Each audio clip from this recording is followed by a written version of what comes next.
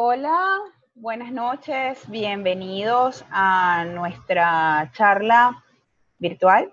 Vamos a hablar hoy sobre impuestos sobre la renta. Hoy además un día bastante noticioso porque tenemos la noticia que se dio esta tarde de una prórroga para el pago y declaración del impuesto sobre la renta. Yo soy Mariela Llovera, abogado y licenciada en Relaciones Industriales, socia de Naima Consultores.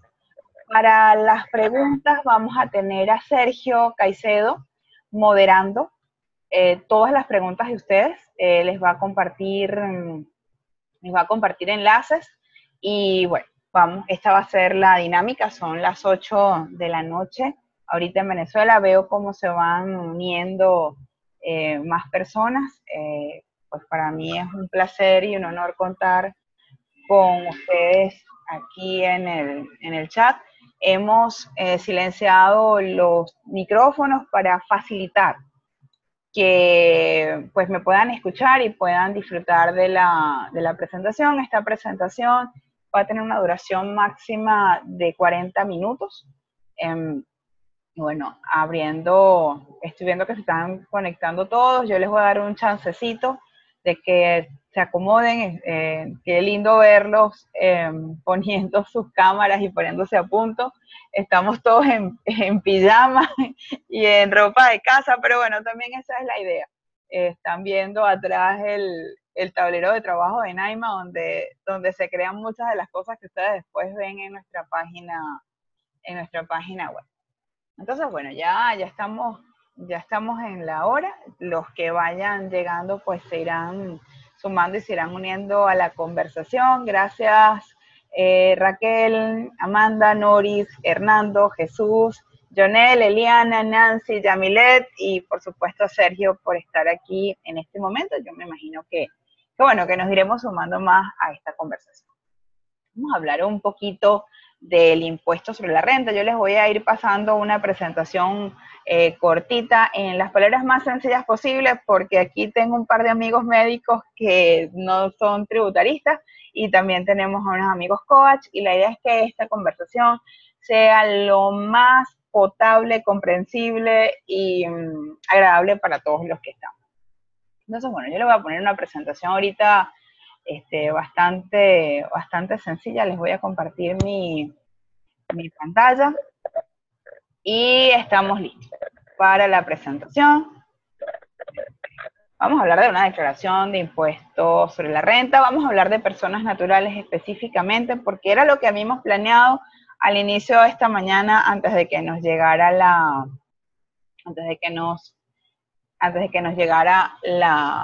noticia bomba de la prórroga. Vamos a ver un poco, bueno, ¿y de qué estamos hablando cuando hablamos de un decreto de exoneración? Porque el decreto de exoneración ya casi que es recurrente. Lo tuvimos para el ejercicio fiscal 2015 y nos lo dijeron un 8 de marzo de 2016. Ese fue un cierre fiscal que a los que trabajamos con el área de impuestos nos dejó sin dormir muchísimos días. Luego lo volvimos a tener para el ejercicio fiscal 2016 y lo supimos en febrero de 2017. Ya para este ejercicio fiscal nuevamente tenemos un decreto de exoneración y nos lo dicen con un poquito más de tiempo, por lo menos lo sabemos para diciembre del año 2017, que va a regir o empezó a regir todo el cierre fiscal, que es desde enero hasta marzo. Tradicionalmente tenemos por primera vez en 18 años tenemos una prórroga y nos habla de una exoneración. ¿Una exoneración qué es eso? Es una dispensa del pago. Esto es bien importante que nos quede claro cuando hablamos de que nos dicen, mira, esta porción no la vas a pagar. Esto no quiere decir que la renta deje de estar grabada. La renta está grabada. Lo que se exonera, o lo que me dicen que no voy a hacer, es el pago hasta un cierto monto, que en este caso es el equivalente a 32.000 unidades tributarias.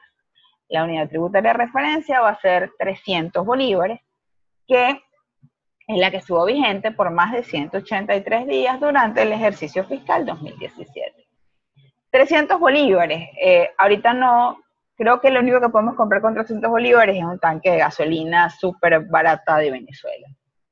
Para ponerlos en perspectiva, la unidad tributaria en 300 bolívares es una unidad tributaria subvaluada. ¿Qué quiero decir con subvaluada?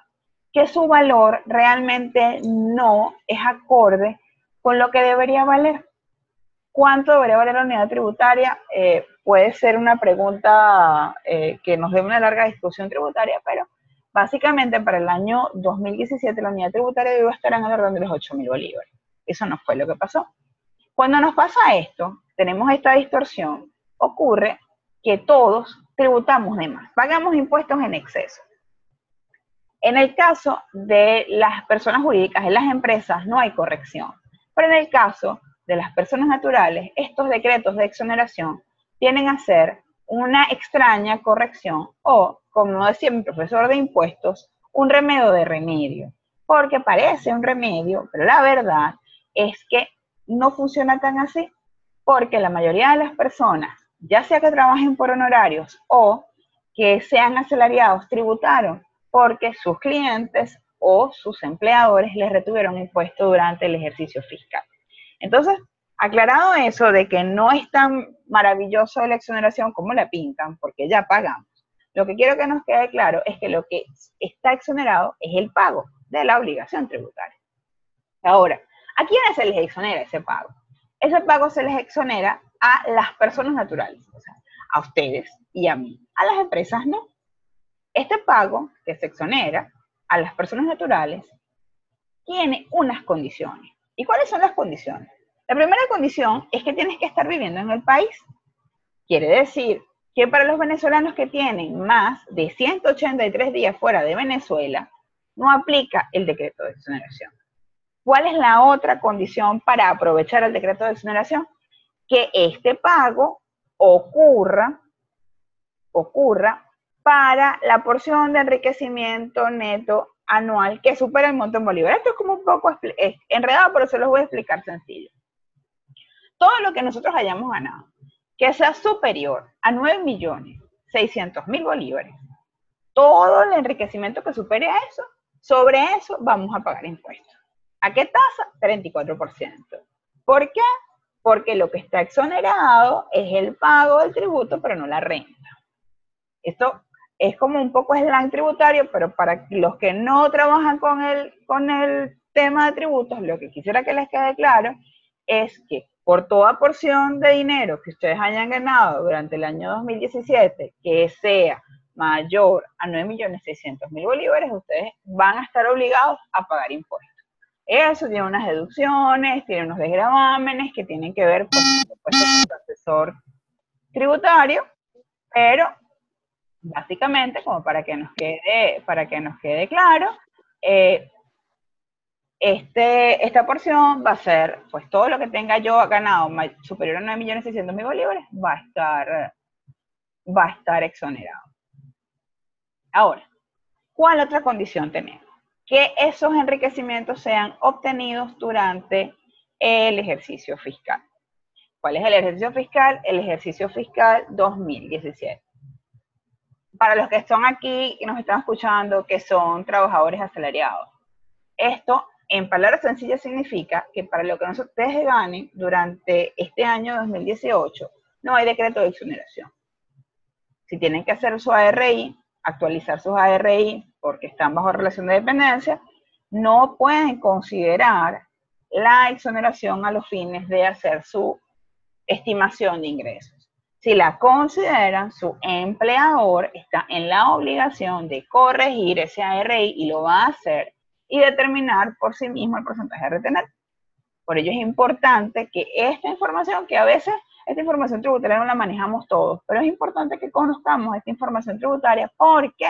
Porque lo que les explicaba al principio, como la unidad tributaria está muy distorsionada en su valor, como dijeran en el pueblo de mi abuelo, que era Maracucho, vale el y medio y cuartillo la unidad tributaria.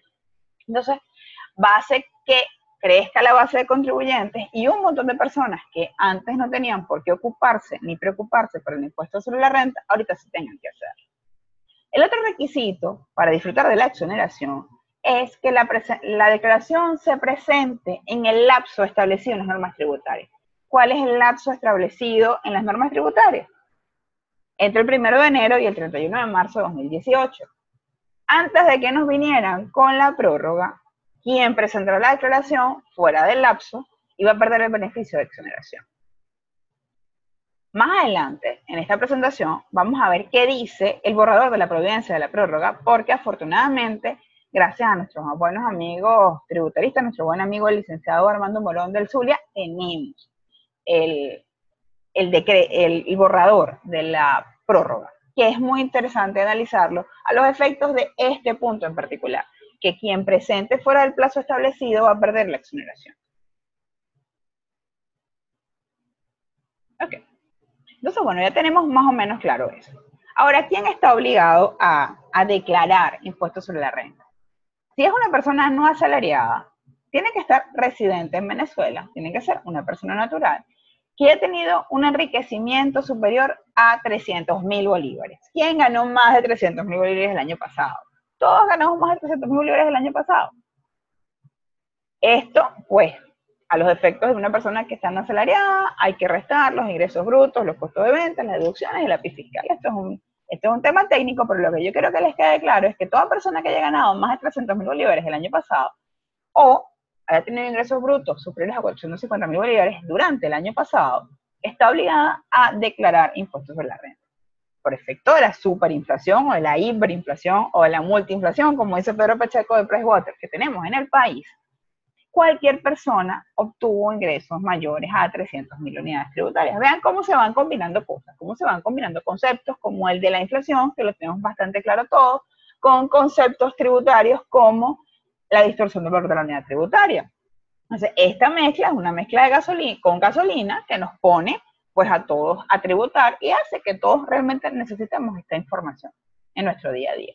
Si la persona se dedica a la actividad agrícola, pecuaria, piscícola, pesquera, en este caso, en mi caso particular, yo tengo un tío que es pescador. Mi tío, que es pescador, que se dedica exclusivamente a esta clase de actividades, tiene que haber tenido ingresos brutos superiores a 787.500 bolívares para estar obligado a declarar impuestos sobre la renta. Evidentemente, mi tío, el pescador, está obligado a declarar impuestos sobre la renta. Y finalmente, las personas que trabajan bajo relación de dependencia también. Si tuvieron un enriquecimiento superior a 300.000 bolívares durante el año pasado, está obligado a declarar. Como verán, esto nos habla de toda la base de trabajadores del país. Aquí hay un tema interesante, que es el tema del artículo 31, la ley de impuestos sobre la renta. ¿Por qué? Porque la ley de impuestos sobre la renta dice que considera enriquecimiento todo ingreso que tenga el trabajador. Los laboralistas a eso llamamos salario integral, pero para los que no están en esta área de finanzas ni de derecho, lo que me gustaría que les quedara claro es que a los efectos de la ley de impuestos sobre la renta, las vacaciones, las utilidades, el bono vacacional, cuánto bono ustedes reciban, cuánto bono, ingreso un trabajador reciba, distinto de viático y distinto de cesta ticket, es susceptible de ser grabado. Y esa ha sido la postura de la administración tributaria. Sin embargo, hay una diatriba que tiene rato entre la administración tributaria y el TCJ. ¿Cuál es esa diatriba? Y se las presento aquí en una línea de tiempo que nos ha hecho un cuento que tiene más de 10 años. Esto empezó el 27 de febrero del 2007, cuando la Sala Constitucional, en la sentencia 301, modifica la ley de impuestos sobre la renta y dice, ¿sabes qué? Esto se grava a salario normal. Las intenciones detrás de que la sala entre a legislar no son objeto de esta presentación. Tampoco, pues obviamente sabemos que la sala no tiene potestad legislativa y que esa es una potestad exclusiva de la Asamblea Nacional. Sin embargo, el 27 de febrero de 2007, la Sala Constitucional del TCJ modifica el artículo 31 de la Ley de Impuestos sobre la Renta y dice, la base imponible, o sea, sobre qué base vamos a grabar, vamos a tributar los trabajadores, los asalariados en el país, tiene que ser el salario normal. Esto nos excluye las utilidades y nos excluye el bono vacacional. ¿Qué pasa? Hay otro par de sentencias que aclaran a partir de qué momento ocurre el salario normal va a ser la base de, de cálculo del impuesto sobre la renta de los trabajadores. Y, por supuesto, esto, como no había tanta gente pagando impuestos en el 2007 ni en el 2008, no tuvo tanto auge, no hubo tanto escándalo. En el 2015 hay una reforma en la ley del impuesto sobre la renta. Un detalle importante que no está en esta línea de tiempo, pero que yo se los quiero aclarar, es que en el 2012 se produce la reforma de la ley del trabajo. Y en la reforma de la ley del trabajo, que deja de llamarse ley orgánica del trabajo para llamarse ley orgánica del trabajo de los trabajadores y las trabajadoras, hay un artículo que me dice, ¿sabes qué? La base de tributación de todo impuesto, tasa o contribución que tenga que hacer un trabajador o que deba determinar un empleador o un patrono es el salario normal. Y es interesante porque el origen de la tributación, lo que llamamos los tributaristas, el hecho imponible, o sea, el lugar, el momento en el que ocurre la situación que da origen al tributo, tiene sede laboral. En el 2015, el Ejecutivo Nacional reforma la ley de impuestos sobre la renta y vuelve a poner que se tributa todo a salario integral. Distintas asociaciones de trabajadores, sindicatos e inclusive abogados solicitan recursos de nulidad y de interpretación sobre este artículo 31 de la ley que vuelve a aparecer. En el 2016, la Sala Constitucional toma el recurso más absurdo, y no tengo una palabra mejor para decirlo, porque es que no era lo que tenían que solicitar, que consigue, y es un recurso de interpretación que introduce Sintralcasa, el Sindicato de los Trabajadores de Alcasa.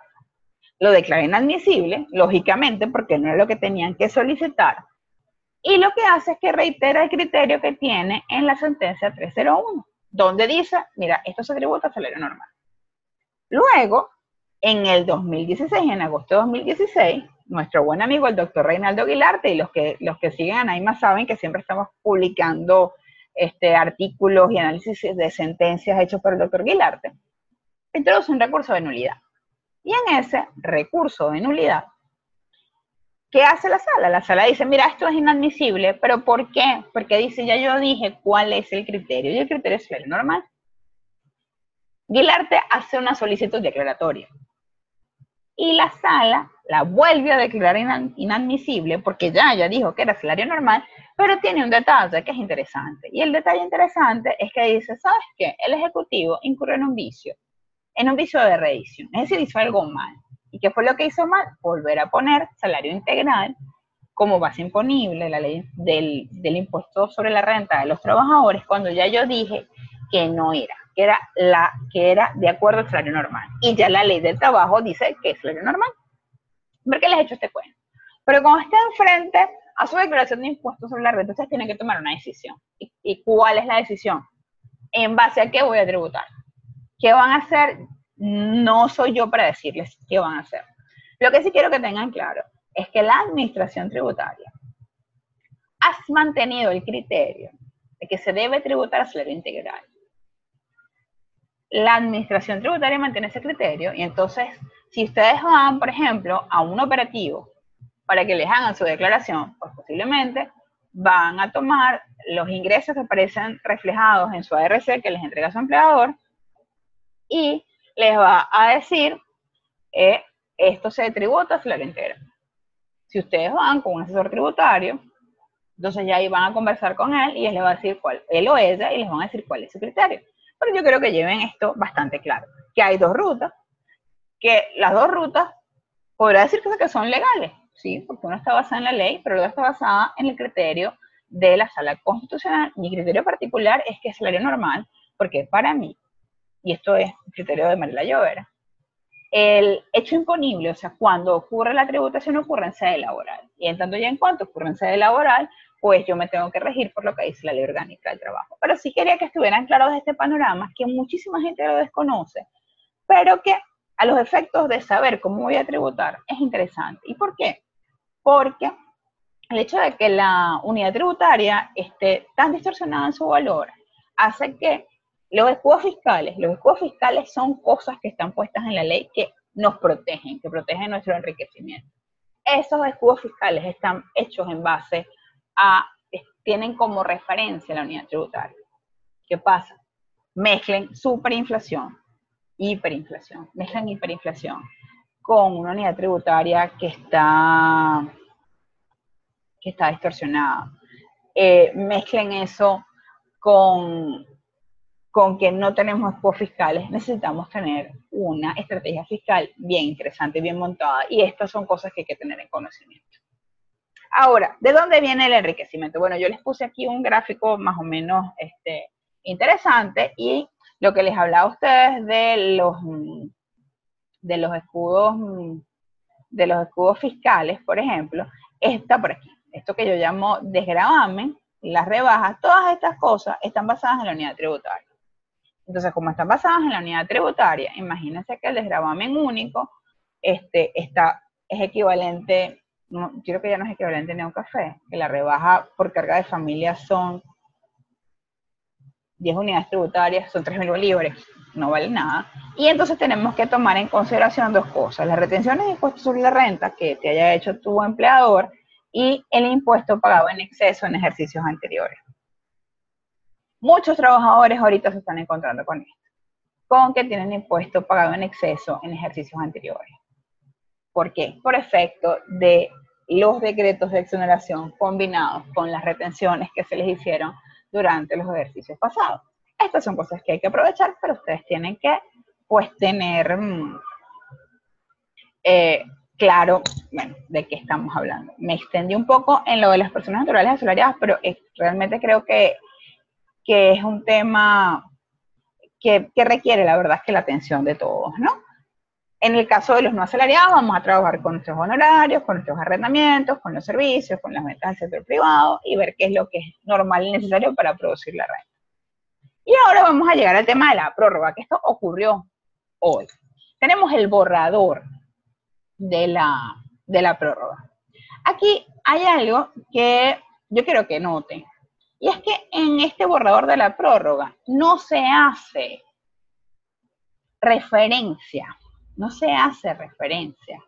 a fíjense acá, aquí es donde estaría supuesto, es el presunto borrador, tenemos que esperar que aparezca en Gaceta Oficial. Pero ¿qué pasa aquí con este borrador?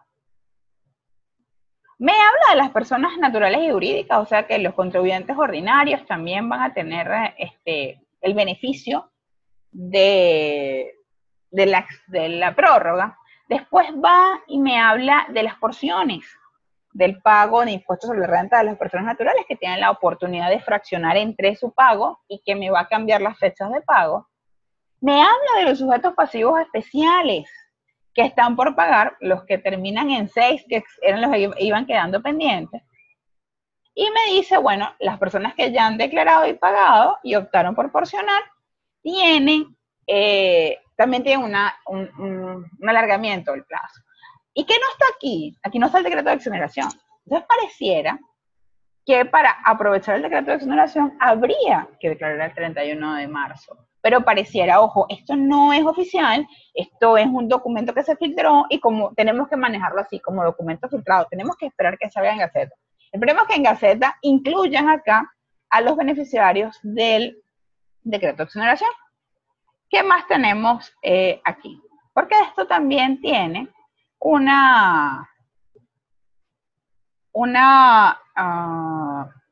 una guía para comprenderlo. Aquí está la guía. ¿Qué pasa en la guía? En la guía, fíjense que sí me hablan de la exoneración del pago. ¿Está por aquí? Aquí está. Se mantiene vigente la exoneración del pago. Entonces, en la información para la prórroga, sí me hablan de la exoneración del pago, pero en el borrador de la providencia no aparece. Estas son las cosas que vemos mucho por la improvisación. Esto es muestra de la improvisación. Nuevamente, necesitamos ver esto en una Gaceta Oficial para saber, conocer realmente el alcance que tiene, que tiene la, ok, no sé qué hice. Me van a disculpar, pero no sé qué hice. Querían borrar algo y bueno, estas son las cosas de que estamos en vivo, ¿no? Vamos a... Ah, pero creo que están viendo la presentación todavía. Sí, sí la están viendo. Sí la están mirando, chévere. Sí, sí la están mirando.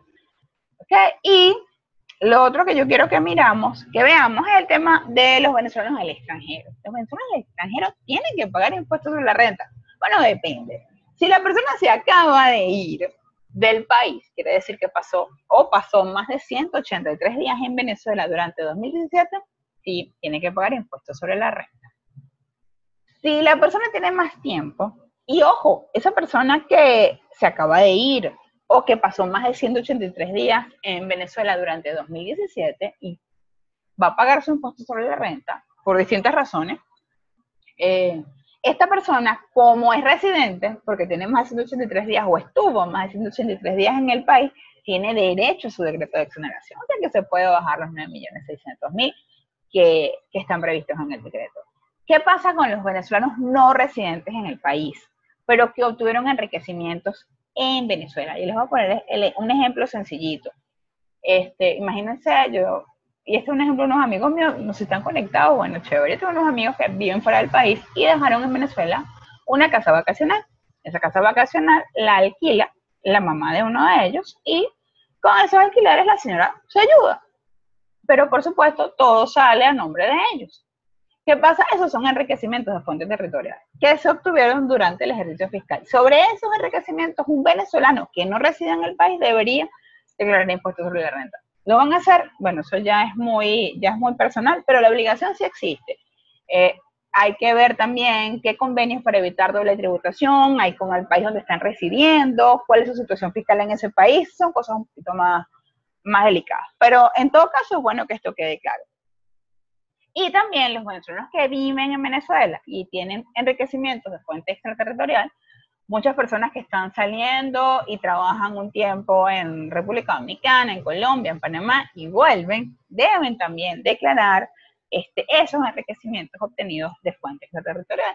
Si el contratista, el empleador del tercer país hace retención de impuestos sobre la renta, pues también nuevamente tenemos que trabajar con temas como renta mundial y convenios para evitar la doble tributación. Pero para que vean y se les quería comentar esto, que los venezolanos no residentes en Venezuela sí pueden tener obligaciones con el país dependiendo de cuánto tiempo estuvieron en el país, desde cuánto se fueron, del origen del enriquecimiento. O sea, si tengo cosas en Venezuela que están produciendo renta en Venezuela, voy a tener que tributar sobre eso y también, pues, cuáles son los convenios para evitar la doble tributación en caso de que yo vaya y venga y tenga enriquecimientos de fuente extraterritorial. Un punto interesante son las personas que se están yendo del país y dejan su negocio andando. Por ejemplo, me voy y dejo a mi papá atendiendo el negocio. Cuando hago eso, si no hay repartición de dividendos, paga impuestos el negocio, pero yo no pago impuestos. Pero si hay repartición de dividendos, pues entonces la persona natural también va a tener que pagar impuestos. Y bueno, esta ha sido nuestra charla de hoy. Voy a abrir el video, los voy a invitar a todos a abrir sus cámaras. Me encantó que estuvieran aquí. Hola, Carlos, me encantó que estuvieran aquí. Yo aquí veo a los amigos y los saludo, ¿no? Esto es muy informal. Los voy a invitar a que, hola, Carlos, sí, los estoy mirando todos. Los voy a invitar a que abran sus cámaras para vernos y hacernos un selfie. Me encanta que nos hayan acompañado todos hoy. Hilber, abre la cámara. Bueno, vamos a hacernos un selfie. Les agradezco a todos. Hola, Alex. Hola, Eliana. Hola, Yamilet. Hola, Hernando. Los invito a que abran las cámaras para hacernos un selfie de final. Y bueno, esta charla va a estar disponible en nuestro canal de YouTube más tarde. Si la quieren compartir con sus amigos, si la quieren volver a ver, va a estar disponible. Vamos a seguir haciendo esta clase de encuentros informales siempre que el tiempo, la conexión nos los permita. Afortunadamente este es el segundo que hacemos.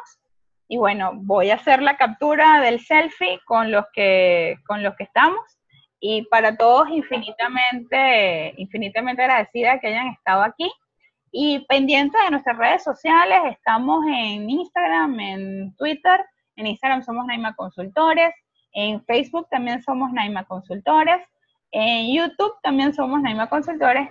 Nos ven en naimaconsultores.com con nuestro contenido para toda Latinoamérica y en be.naimaconsultores.com con el contenido para Venezuela. En Facebook estamos también como Naima Consultores disponibles para todos y bueno, atentos a sus comentarios si quieren que toquemos algún otro tema de finanzas, recursos humanos, de tributos o de bienestar, pues bueno, vamos a estar pendientes de verlos a todos. Ha sido un placer estar aquí con ustedes estos 40 minutos. Que tengan una feliz noche y bueno, nos estamos viendo. ¡Chao!